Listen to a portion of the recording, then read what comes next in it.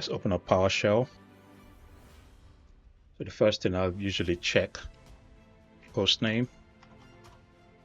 So it does recognize it. And there are other ways you can check IP addresses as well. So we check the IP address, ipconfig.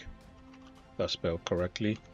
So here, if I zoom in there, we have a static IP address that's been assigned, 50. It's got a subnet mask, and then we've got the default gateway. So within the domain, once this has been configured properly, because we're not using ipconfig all, you don't get to really see the DNS. If I do all, then we should be able to see the DNS. So here we've got two network adapters, Ethernet 01, and that's the bridged network. But as you can see, that's disconnected, so that keeps us secure within our network. And then for the second one, so this is the NAT Ethernet adapter, and that's where we've got our static IP address, and we've got a default gateway, and we've got our DNS pointing back to its IP address, this IP address, which the client machines, are pointing to. So they don't have a static IP address assigned, they are only pointing straight to the DNS. In other words, this server, this on its own, to get their IP address. And as we can see here, there is a DHCP server with its ID, and there's a client as well. This is what assigns IP addresses to the client machines.